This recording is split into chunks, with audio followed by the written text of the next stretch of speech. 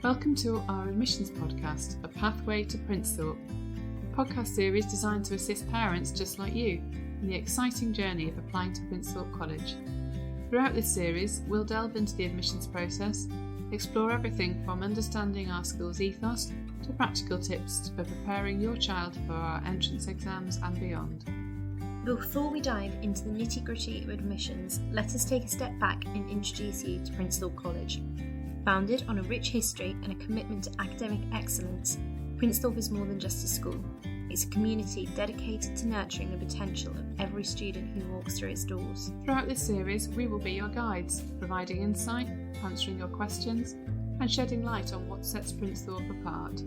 So whether you're a first-time parent navigating the independent school's admissions process, or considering a change for your child's education, you've come to the right place. So, sit back, relax, and join us as we embark on this journey. Let's navigate the admissions pathway to Princethorpe together.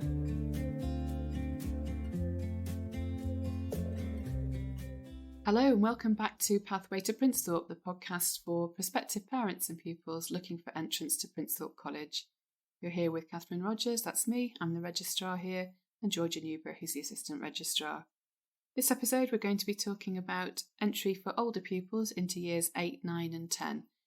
We do have a later episode in our podcast series looking at sixth form, as their application process is slightly different and their timeline is later in the year. So really, the application process for years 8, 9 and 10 are very similar to those coming into year 7.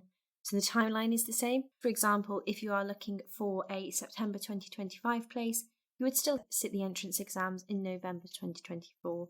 Obviously, that could apply further down the line as well. So if you're looking for a September 2026 place, you would sit your entrance exams in November 2025. And when you do sit them, you then get your offer letters at the same time. And it's just that acceptance deadline that is slightly earlier than those looking for a year 7 place. That's right, the acceptance deadline for those being offered places in years 8, 9 and 10, usually around about the beginning of December. And what that does mean is if you would like your child to start slightly earlier than the September, say after Christmas or after Easter, then that's something that we can look at accommodating as well. If we're able to offer a suitable place into those years, as Georgia says, we can look at an earlier start if that suits you and your family. So we do get plenty of children joining in the older years in 8, 9 and 10. Now it's probably important to note at this point that the latest entry point other than sixth form into the college is into year 10, as we do have that continuity between GCSEs from year 10 into year 11.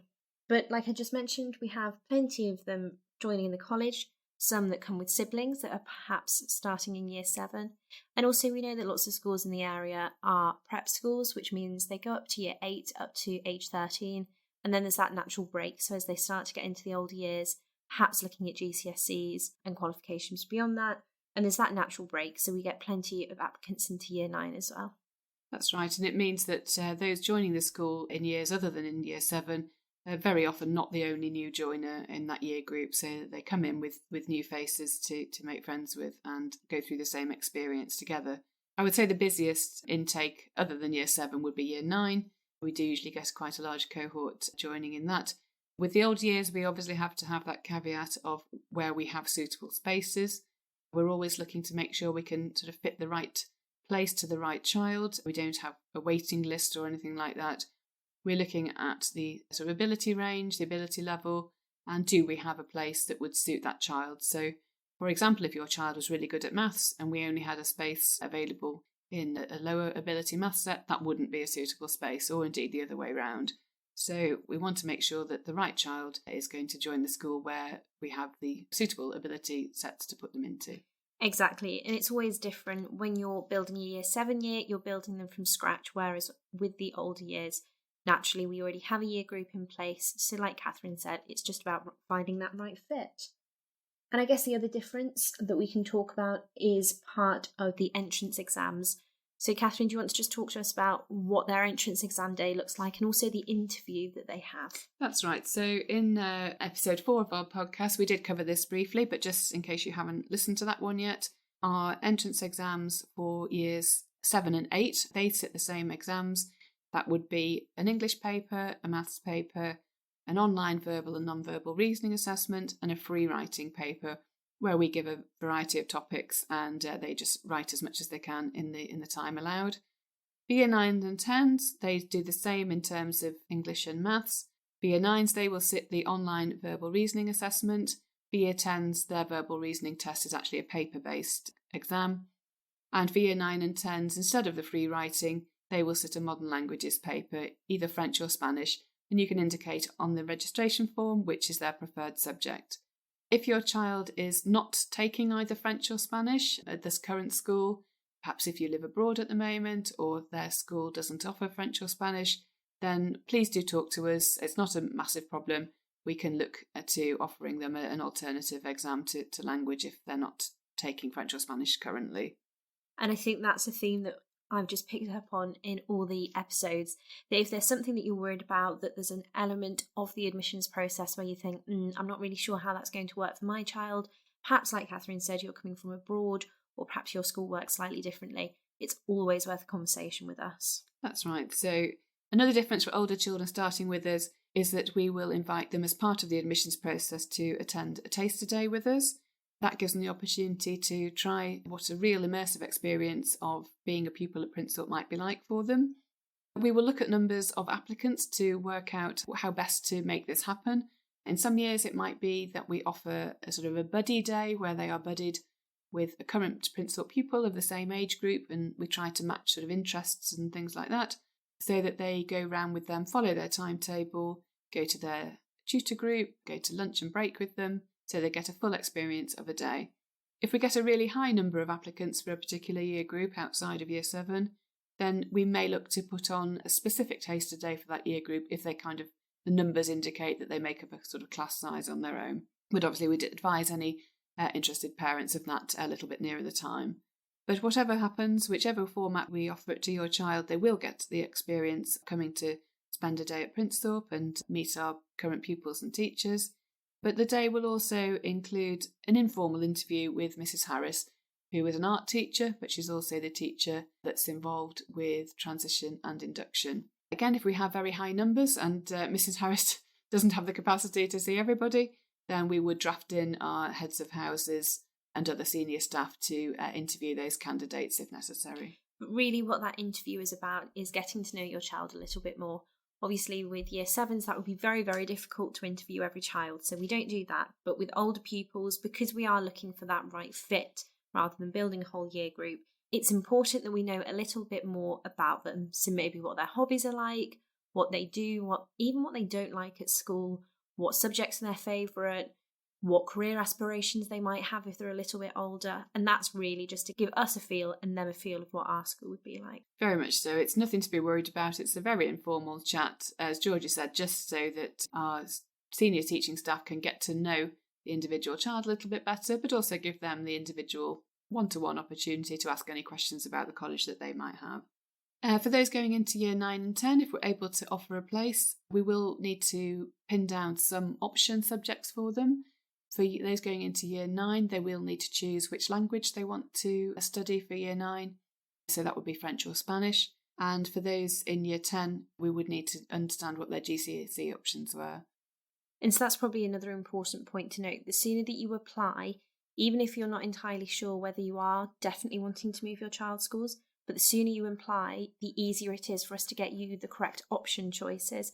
Because sometimes if we have late entries, which very occasionally we do, if we have late entries, it might be that your chosen option subjects are not available in the correct combination or that things are oversubscribed.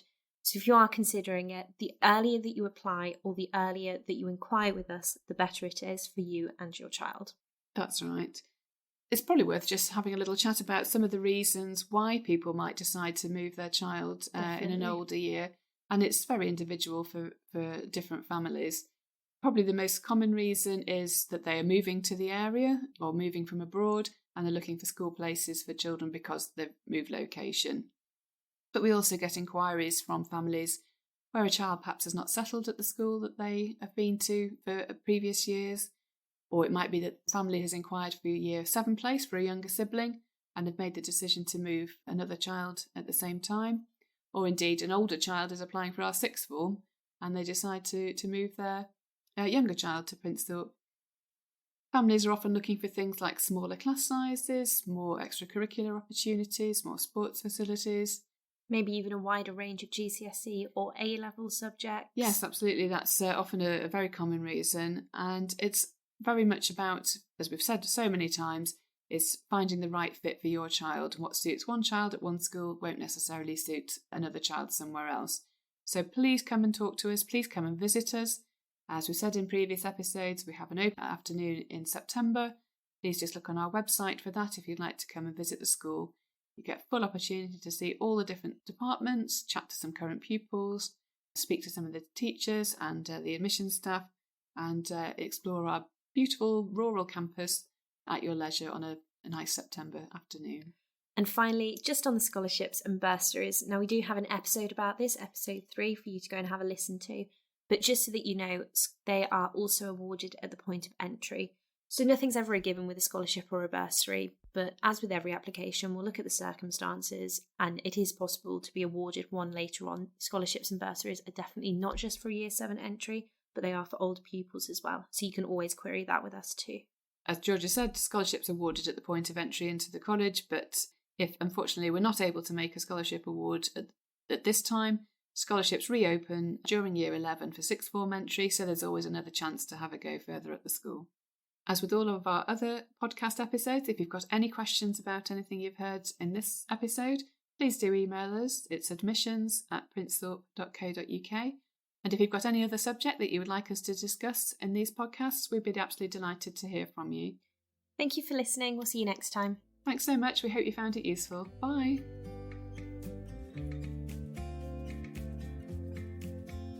And that concludes this episode of The Pathway to Princethorpe. We hope you found today's discussion insightful and valuable in helping you navigate the admissions process for your child. Remember, if you have any questions or topics that you'd like us to cover in future episodes, don't hesitate to reach out to us. You can email us on admissions@princethorpe.co.uk. Your feedback is essential in shaping this podcast to better serve you, our listeners. And as always, stay connected with us on our website and social media channels for updates and additional resources. And if you haven't already, be sure to subscribe to our podcast so that you never miss an episode. Thank you for joining us. Until next time, take care and best of luck with your admissions process. We look forward to welcoming you to our Princethorpe community soon.